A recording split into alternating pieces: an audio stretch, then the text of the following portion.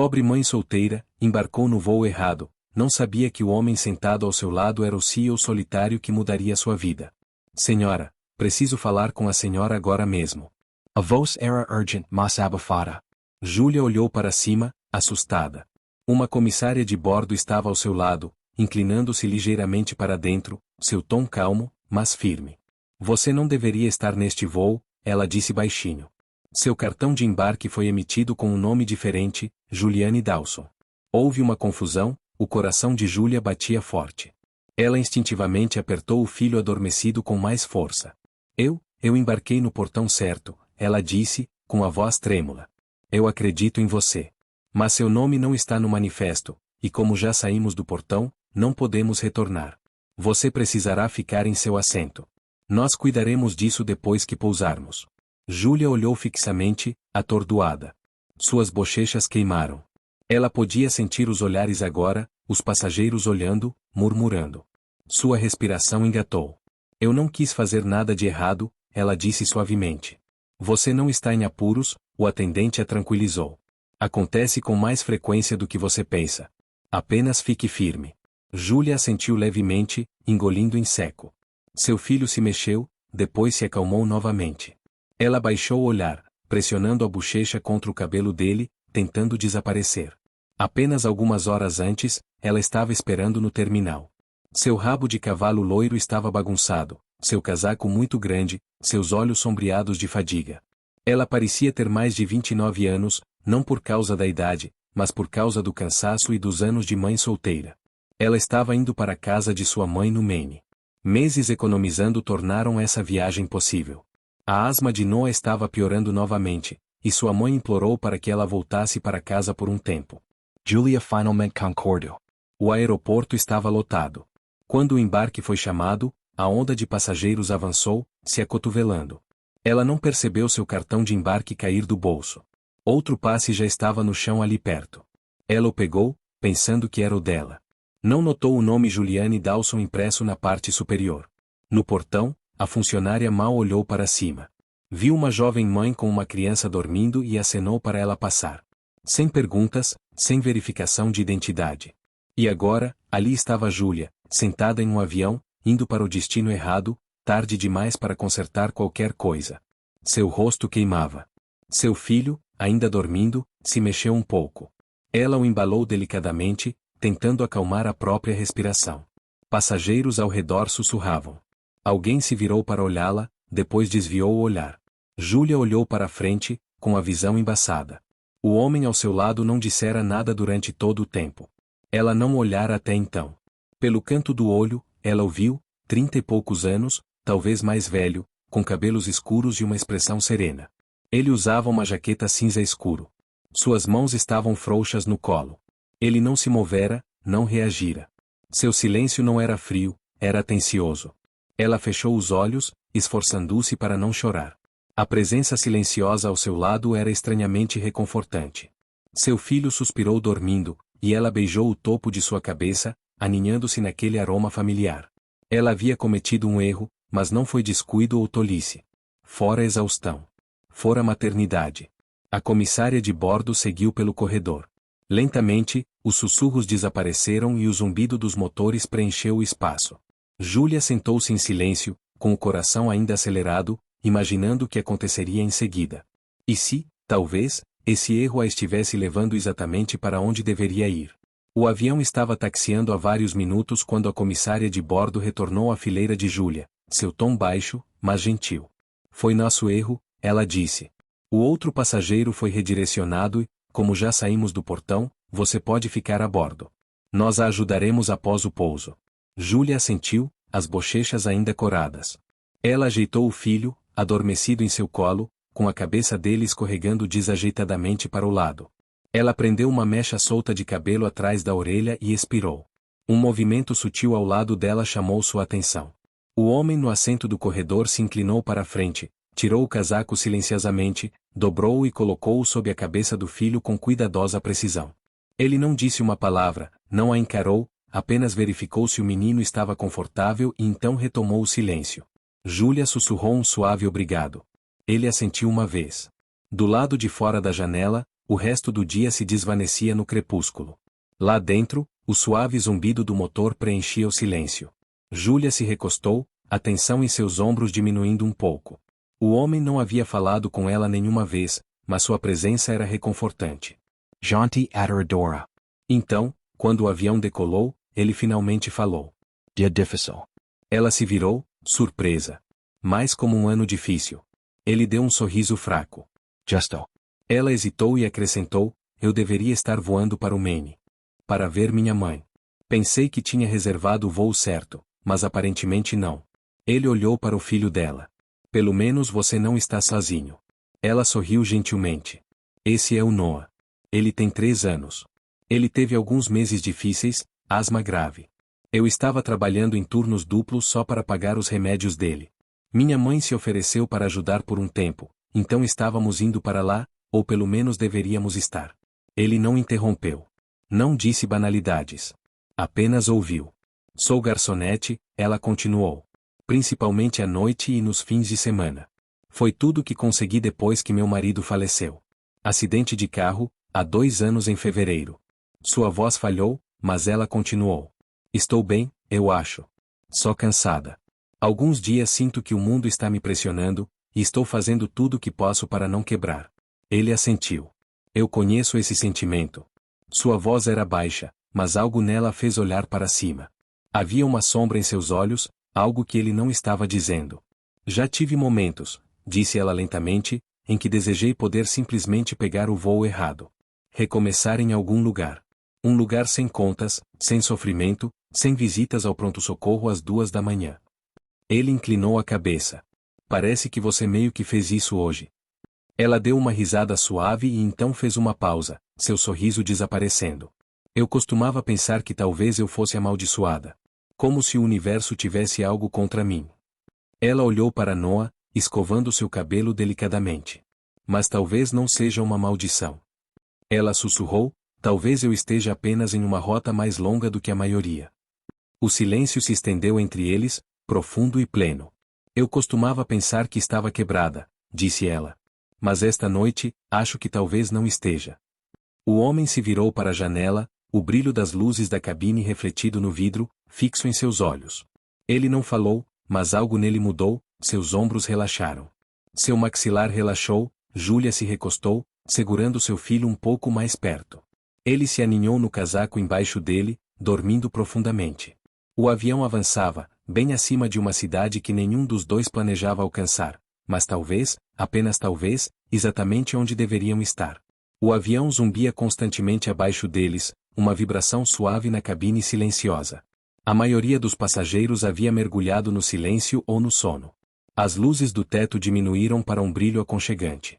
Júlia se remexeu delicadamente no assento, olhando para Noah, ainda dormindo pacificamente contra seu peito. Ela expirou lentamente, o peso emocional do dia começando a se acomodar. Então, ao lado dela, o homem falou, eu tive uma filha. Sua voz era calma, mas baixa, como o som de alguém se lembrando de algo frágil. Ela morreu há 5 anos, ele continuou. Poucas semanas antes de seu 4º aniversário, Júlia olhou para ele, com a respiração ofegante. Noah tinha acabado de fazer 3 anos. Ela sentiu o estômago se contrair. Seu nome era Lily, ele disse. Ela tinha um pequeno espaço entre os dentes da frente e uma risada selvagem que fazia estranhos virarem a cabeça. Ela era toda alegria, alta, destemida, teimosa como qualquer outra coisa. Ele sorriu fracamente, mas o sorriso desapareceu quase tão rápido quanto surgiu. Ela adoeceu do nada. Pensamos que fosse só um resfriado, depois talvez um vírus. Não era.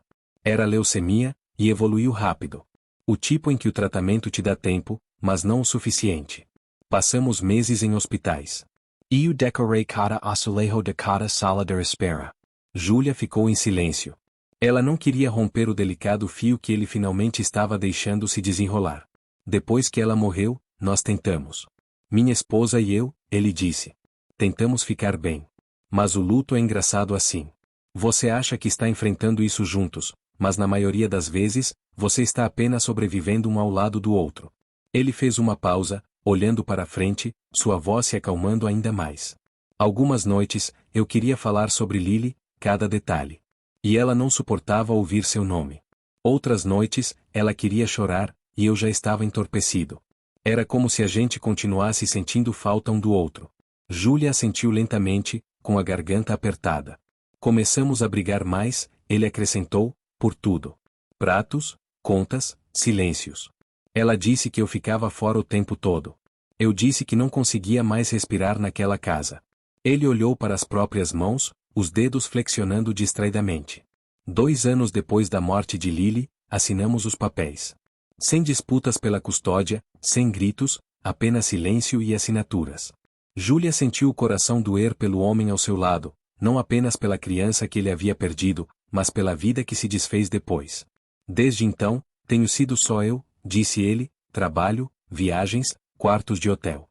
Digo a mim mesma que estou me mantendo ocupada, mas, honestamente, acho que estou apenas me escondendo. Ela hesitou por um momento, então gentilmente estendeu a mão e colocou a dela sobre a dele. Sinto muito, disse ela baixinho. Ele não se afastou. Sua mão permaneceu sob a dela, imóvel e pesada.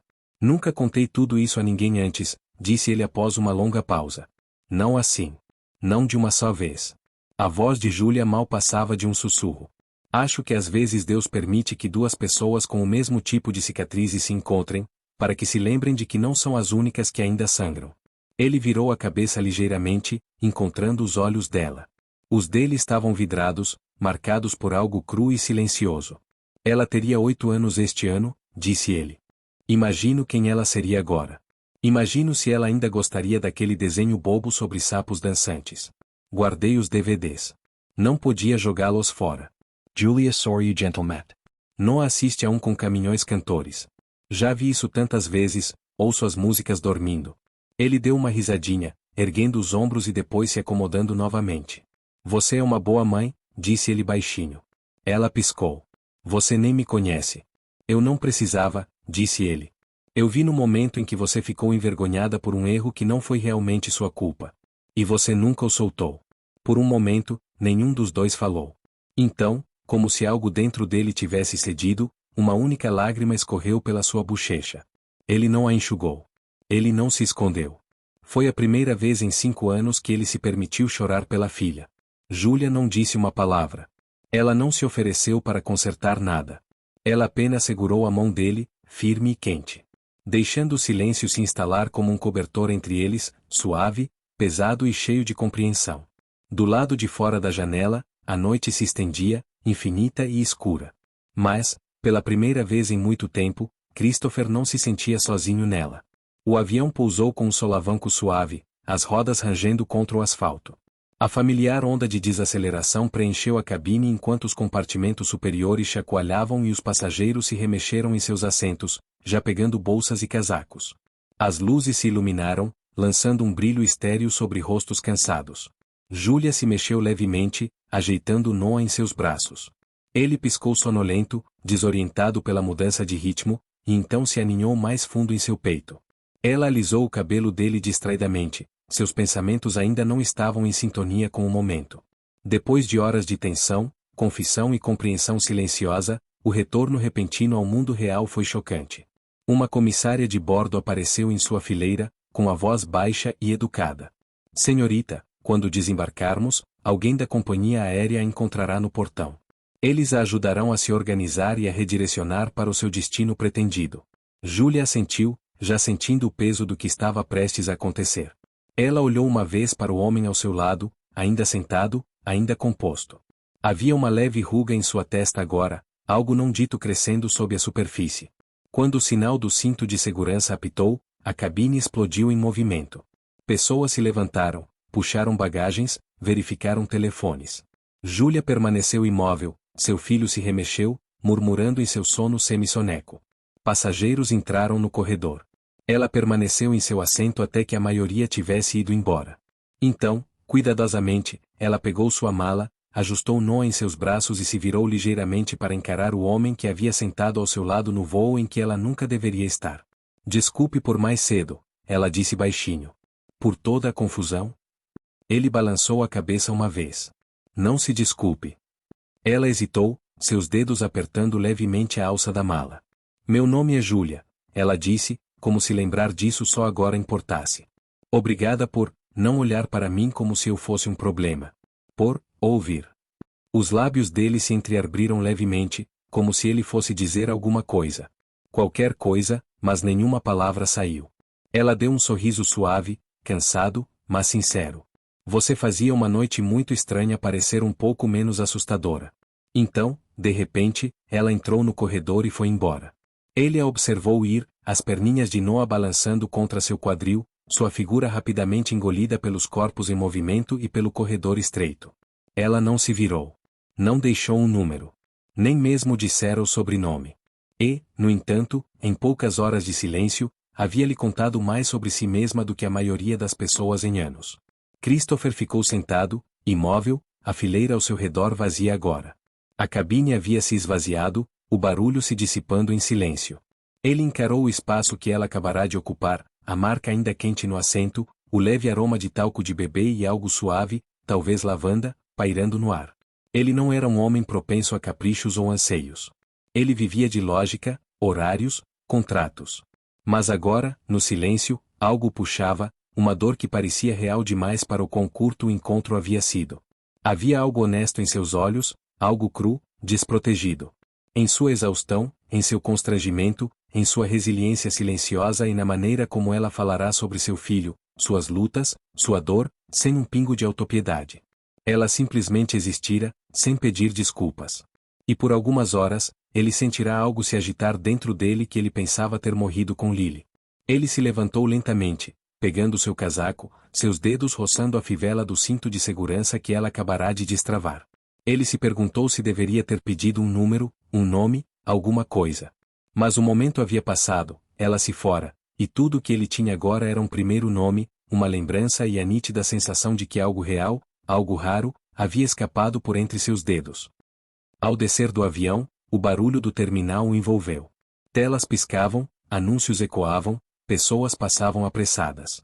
Mas tudo parecia estranhamente distante. Em algum lugar à frente, uma mulher chamada Julia estava sendo escoltada para consertar um erro. Mas, para ele, o verdadeiro erro era não encontrar uma maneira de se agarrar ao que acabará de ir embora. Christopher não conseguia parar de pensar nela. Fazia dias desde o voo, mas Julia permanecia em sua mente como uma melodia que se recusava a desaparecer. Ele repetiu o som da voz dela, a curva do seu sorriso cansado, o jeito como ela segurava o filho com uma devoção feroz e silenciosa.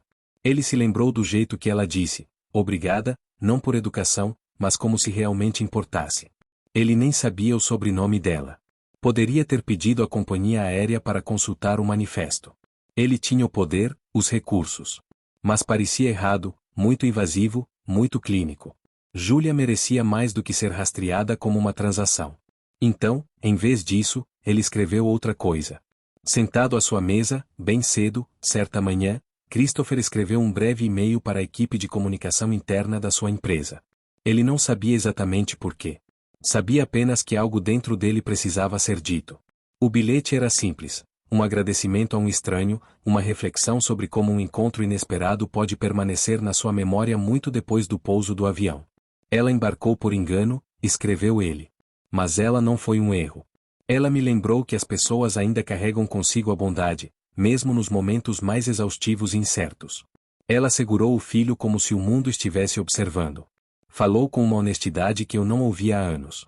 Nunca soube o nome completo dela, mas não a esquecerei. Ele enviou o e-mail sem esperar nada. Alguns dias depois, alguém da equipe de marketing entrou em contato. Uma das redatoras juniores, Eli, leu o bilhete e se emocionou. Adoraríamos compartilhar isso, disse ela, apenas como uma história, algo real. Sem nomes, é claro, apenas iniciais. Poderia tocar alguém do mesmo jeito que nos tocou. Christopher hesitou apenas brevemente antes de concordar. A publicação foi publicada no blog da empresa sob o título Alguns voos não são erros. Você só não entende o destino ainda. Espalhou-se como fogo. As pessoas compartilharam online com legendas como esta, que me deram arrepios e restauraram a fé na humanidade. Os comentários choveram. Histórias de estranhos que mudaram vidas em momentos de silêncio, de voos longos que deixaram impressões duradouras, de encontros casuais que pareciam algo mais. Christopher leu todas elas. E em algum lugar do outro lado do país, em uma sala nos fundos do restaurante onde trabalhava nos fins de semana, O telefone de Júlia vibrou com uma mensagem de um antigo colega de trabalho. Era apenas um link e uma linha de texto. Isso parece com você. Você precisa ler. Ela clicou, sem esperar muito, apenas curiosidade. Mas, enquanto rolava a tela, sua respiração ficou presa na garganta. Era ele. Ele não havia dito o nome dela, não a havia descrito em detalhes, mas estava tudo lá: seu filho, o voo errado, a exaustão, a honestidade. O momento que parecia real demais para ser aleatório. Com os olhos cheios de lágrimas, ela se sentou em um banco perto da cozinha, as mãos tremendo enquanto segurava o telefone. Noah estava colorindo por perto, cantarolando baixinho para si mesmo, sua vozinha subindo e descendo como uma canção de ninar. Ela enxugou a bochecha, tentando se recompor, mas era tarde demais. A emoção já estava transbordando. Mamãe, Noah olhou para cima, confuso. Por que você está chorando? Júlia sorriu em meio às lágrimas. Estou bem, querida. Ele a olhou mais atentamente. É o homem do casaco? Ela soltou uma risada discreta, assentindo. Sim, é o homem do casaco. Ele perdeu o casaco? Não, ela sussurrou, passando a mão pelos cabelos dele. Acho que ele encontrou alguma coisa, e talvez eu também. Ela ficou sentada com o telefone no colo por um longo momento, olhando para as últimas linhas da postagem. Havia uma breve nota do editor, incentivando qualquer um que pudesse se reconhecer na história a entrar em contato. Julia hesitou. Então, silenciosamente, ela abriu seu aplicativo de e-mail e começou a digitar uma mensagem curta. Apenas algumas linhas. Ela não explicou tudo. Ela não precisava. Simplesmente disse que acreditava ser a mulher do voo e que havia lido as palavras dele e que elas haviam chegado até ela. Quando ela apertou enviar, suas mãos ainda tremiam. Mas, pela primeira vez em muito tempo, o tremor não era de medo. Era do peso frágil e belo de ser visto. Christopher estava parado perto da janela de seu escritório quando a recepcionista tocou a campainha. Há uma Júlia aqui para vê-lo, senhor. Ele não respondeu de imediato. Seus olhos estavam fixos no horizonte, mas sua respiração engatou levemente. Quando finalmente se virou, sentiu algo mudar dentro de si. Esperança? Nervosismo? Talvez os dois. Mande-a subir, disse ele, com a voz mais firme do que se sentia. Poucos minutos depois, Júlia entrou na sala. Ela usava uma blusa simples e jeans, o cabelo preso para trás, os olhos arregalados de incerteza. Por um momento, nenhum dos dois disse nada. Então ela sorriu suavemente, e foi como se uma porta silenciosa dentro dele se abrisse. Você realmente escreveu isso? Perguntou ela. Ele assentiu. Eu realmente escrevi. Ela olhou ao redor do escritório, madeira em tons quentes, fotografias de crianças sorridentes, citações na parede sobre resiliência e comunidade. Isso é lindo, disse ela. Tudo isso. Ele gesticulou em direção a uma cadeira. Você tem tempo para almoçar? Eles caminharam até um restaurante tranquilo ali perto, não muito chique. Tons terrosos, a luz do sol entrando pelas janelas altas. Quando se sentaram, o silêncio entre eles parecia diferente agora. Não desconfortável, mas cheio de expectativa. Ele perguntou por ela, perguntou mesmo. Sobre Noah, sobre como ela estava se virando, sobre o que ela queria além de sobreviver. Ela hesitou, então disse, eu costumava sonhar em me tornar uma conselheira. Sabe, ajudar mães jovens como eu, o tipo que tem medo, está sozinha e se sente invisível. Mas esse sonho, eu tive que abrir mão. Christopher ouviu atentamente. Ele não interrompeu. Simplesmente a observou falar, como se cada palavra revelasse algo sagrado. Quando a comida chegou, ela comeu devagar, distraída pelo nervosismo. Eu sei que parece bobagem, acrescentou. Sonhos não importam quando os aluguéis vencem e seu filho precisa de remédios. Mas importam, disse ele. Importam mais do que a maioria das coisas. Júlia olhou para ele por um longo segundo. Então, tão casualmente como se estivesse oferecendo açúcar para o café dela, ele disse, eu gostaria de lhe oferecer um emprego. Seu garfo congelou no ar. Na Fundação Fênix, ele esclareceu. Comecei depois que Lily faleceu. Estamos expandindo. Trabalhamos com famílias monoparentais, oferecemos bolsas de estudo, mentoria, acesso à assistência médica. Mas estamos perdendo algo. Alguém que realmente entenda o que essas mulheres estão enfrentando. Ela piscou. Espera, eu? Eu não tenho diploma. Nem currículo de verdade. Você tem o que elas precisam, ele disse gentilmente. Você viveu isso. Você sabe o que os livros didáticos omitem. Seus olhos se encheram de lágrimas, mas ela piscou para conter as lágrimas. Você nem me conhece de verdade. Eu sei o suficiente, ele disse. E se eu estiver errado, você pode ir embora a qualquer momento. Júlia olhou para as mãos. Por um longo tempo, ela não falou nada. Então, com uma voz mais suave do que antes, ela disse: ninguém nunca acreditou em mim daquele jeito. Depois da refeição, eles caminharam por um parque próximo. As árvores farfalhavam acima deles, seus passos lentos contra o caminho de pedras. Pensei muito em você, disse Júlia. Eu também, admitiu Christopher. Ele contou a ela como o silêncio depois do voo parecerá mais alto do que qualquer coisa que ouvirá em anos. Como, pela primeira vez desde a perda de Lily, sentirá algo se agitar, algo vivo, algo real. Pararam perto de uma pequena fonte. A água cintilava à luz do sol, captando fragmentos de seus reflexos. Eu costumava dizer a mim mesmo que não precisava de ninguém, disse Júlia. Mas acho que simplesmente não achava que alguém jamais ficaria. Christopher olhou para ela. Você ficou na minha mente, Júlia. Isso tem que significar alguma coisa. Ela sorriu, os olhos cheios de uma pergunta que ainda não estava pronta para fazer.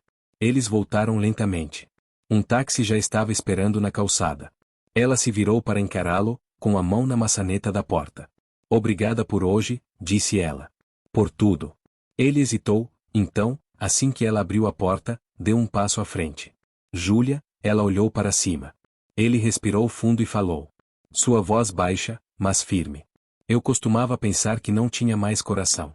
Que talvez quando Lily morreu, ele simplesmente parou. Ela congelou. Mas hoje, se eu não estender a mão, disse ele, seus olhos encontrando os dela, receio perder o último compasso que me resta. Os sons da cidade se dissiparam. Eram só os dois. E um momento que oscilou entre o sim e o não. Ela estendeu a mão, sem palavras, e pegou a dele, e pela primeira vez em anos, nenhum dos dois sentiu que estava sozinho. Júlia chegou à Fundação Fênix em seu primeiro dia com o coração cheio de nervosismo e um blazer de segunda mão que ainda carregava o cheiro de detergente de lavanda. Ela nunca tinha trabalhado em um escritório antes. Sua vida tinha sido preenchida com turnos divididos, mesas bagunçadas e a dificuldade de juntar dinheiro para o aluguel. Mas agora, pela primeira vez em anos, ela entrava em um lugar que não precisava apenas do seu trabalho, precisava da sua história. Christopher a apresentou à equipe como alguém que viveu a missão mais do que qualquer um de nós jamais poderia. Não havia condescendência em seu tom, nenhum senso de caridade, apenas respeito silencioso. Seu cargo era coordenadora de apoio comunitário. Mas o que ela realmente fazia era ouvir. As mães que choravam em seu escritório. As adolescentes com bebês nos quadris. As mulheres que aprenderam a sobreviver em silêncio. Ela ouvia e, quando terminavam, oferecia o pouco que tinha, compreensão, incentivo e suas próprias histórias. A cada dia, ela se sentia mais confiante, mais enraizada. Ela ajudou a moldar novos programas de apoio, a melhorar o processo de admissão e até participou de entrevistas para bolsas de estudo. Sua contribuição era crua, mas inestimável. O conselho ouvia. Christopher também. Em casa, as coisas também mudavam. Noah, agora matriculado em uma pré-escola especializada em crianças com necessidades respiratórias, começou a florescer. Fez amigos. Suas tosses diminuíram de frequência. Seu riso ficou mais fácil. Pela primeira vez, Júlia não precisou escolher entre compras e inaladores. Christopher visitava com frequência, nem sempre com um propósito, às vezes apenas para deixar um livro para Noah ou um pote de sopa que ele alegava ter sobrado do almoço da equipe. Noah começou a chamá-lo de Sr. Logan, depois passou a chamá-lo de tio Logan, por fim, de amigo da mamãe, Logan. Júlia não o corrigiu. Nunca houve uma conversa formal sobre sentimentos, nenhuma declaração grandiosa. Mas, no intervalo entre as reuniões e os cafés no fim da tarde, algo silencioso floresceu. Ela percebeu isso na maneira como ele abria as portas para ela, sem pensar, na maneira como ele ficava até tarde quando ela estava sobrecarregada, nas mensagens de texto que perguntavam como tinha sido seu dia e realmente esperavam por uma resposta. Ele percebeu isso em seu riso, real, espontâneo, retornando lentamente como a primavera após um inverno longo e rigoroso. Na maneira como ela se lembrava dos nomes de cada mãe solteira que entrava pelas portas da fundação. Em como ela sempre deixava o escritório dele mais arrumado do que o encontrara. O amor deles não chegava como uma tempestade, chegava como uma aurora suave, lenta, aquecendo tudo que tocava. Havia jantares, às vezes no apartamento dele, às vezes no dela. Refeições simples: macarrão, legumes assados, os naguetes de frango em formato de dinossauro favoritos de Noah. Julia Ria Mace. Christopher Amalicia. Às vezes, depois que Noah ia para a cama, eles se sentavam no sofá gasto dela com xícaras de chá, conversando sobre tudo e nada. Uma noite, enquanto Julia dobrava a roupa lavada, Christopher calmamente pegou uma meia e ajudou. Ela olhou para ele, divertida. Tenho certeza de que você não precisa dobrar o pijama dos meus filhos, ela provocou, ele deu de ombros. É estranhamente calmante. Eles sorriram um para o outro, e nenhum desviou o olhar. Às vezes, quando Julia estava cansada, profundamente cansada do jeito que só mães solteiras entendem, ele puxava um cobertor sobre seus ombros, sem dizer uma palavra, e apenas sentava perto dela até que ela adormecesse. Noah o adorava. Ele guardava desenhos para dar ao tio Logan e insistia que Christopher frequentasse suas aulas no dia especial. Por que eu? Perguntou Christopher certa vez, agachando-se para amarrar o sapato do menino. Por que você sempre volta? Respondeu Noah simplesmente. Julia ouviu e teve que entrar na cozinha antes de chorar. Essa era a diferença, na verdade. Christopher ficou. Ele não tentou consertar tudo. Ele não fingiu que podia apagar o passado dela ou dele. Mas ele ficou ao lado dela, no silêncio, no caos, na cura, e Julia, uma vez convencida de que estava quebrada demais para ser amada, viu-se lentamente se desdobrando, não em alguém novo, mas em alguém que poderia amar novamente e ser amada, gentilmente, consistentemente, completamente. O sol da tarde entrava pelas janelas altas, lançando uma luz dourada nas paredes brancas do centro recém-inaugurado. Risadas ecoavam no chão de ladrilho. Crianças corriam com balões. Voluntários distribuíam refrescos. Havia crachás, abraços e sorrisos chorosos de mulheres que nunca pensaram que alguém construiria um lugar como aquele só para elas. O Phoenix Center for Single Parents tinha sido um sonho, e agora parecia real, acolhedor, vivo. Julia estava perto da entrada, com os braços frouxos em volta do corpo, observando tudo se desenrolar. Ela usava um vestido azul claro, simples e elegante, com o cabelo loiro delicadamente preso atrás das orelhas. Ao lado dela, Noah segurava sua mão com força, mastigando um biscoito e sorrindo para cada rosto que passava. Ela não sabia para onde Christopher tinha ido. Ele estava cumprimentando os convidados, agradecendo aos doadores, verificando detalhes de última hora, até que ela ouviu subir na pequena plataforma na frente da sala e pigarrear ao microfone. Obrigado, ele começou, com a voz firme. Não apenas por estarem aqui hoje, mas por acreditarem nesta ideia, um lugar onde as histórias importam, onde a resiliência é orada, onde ninguém caminha sozinho. Of aplausos suaves. Julia sorriu, orgulhosa. Ele continuou, mas antes de encerrarmos, tenho uma última coisa que gostaria de dizer, ou melhor, algo que gostaria de perguntar. E então, lentamente, na frente de todos, ele desceu da plataforma e caminhou direto em sua direção. A sala ficou em silêncio. Julia piscou, sem saber o que estava acontecendo, até que ele enfiou a mão no bolso e tirou uma pequena caixa de veludo. Ele se ajoelhou. A multidão engasgou. A mão de Julia voou para a boca, lágrimas brotando em seus olhos. Isto pertencia à minha mãe, disse Christopher, com a voz cheia de emoção silenciosa. Ela me deu anos atrás e disse, quando você encontrar alguém que te lembre que seu coração ainda bate, dê isso a ela. Ele abriu a caixa. Dentro havia um delicado anel de ouro, simples, mas lindo, com uma pequena pedra que refletia a luz como uma promessa. Nunca pensei que amaria de novo, Julia, disse ele. Não achei que conseguiria. Mas então você embarcou no voo errado e acabou sendo tudo o que eu nunca soube que precisava. Ele respirou fundo. Quer se casar comigo? Lágrimas escorriam pelo rosto de Julia enquanto ela ria. Um som suave e incrédulo, cheio de alegria e admiração. Ela assentiu, emocionada demais para falar. Então, ela se abaixou, puxou-o para um abraço apertado e sussurrou em seu ouvido. Eu costumava pensar que ninguém jamais poderia amar alguém como eu. Mas esqueci que o amor encontra o coração que ainda ousa ter esperança. A sala explodiu em aplausos. Noah bateu palmas mais alto do que todos, seu sorriso se estendendo de orelha a orelha. Eles se abraçaram no meio de tudo isso, cercados por pessoas, mas em seu próprio mundo tranquilo. Semanas depois, os três embarcaram em um avião, destino de suas primeiras férias em família. Noah sentou-se perto da janela, com o rosto colado ao vidro. Julia sentou-se no assento do meio, Christopher no corredor. Seus dedos estavam entrelaçados, repousando suavemente entre eles. Enquanto o avião decolava, Julia olhou para as nuvens, seus olhos brilhando. Ela se aproximou de Christopher, com a voz baixa, mas segura. Desta vez, disse ela, sorrindo, é o voo certo. Às vezes, o voo errado leva você exatamente para onde você deveria estar. Julia embarcou com nada além de exaustão, sofrimento e um menino de 3 anos dormindo em seus braços. E, de alguma forma, ela pousou nos braços de alguém que viu seu valor, não suas feridas.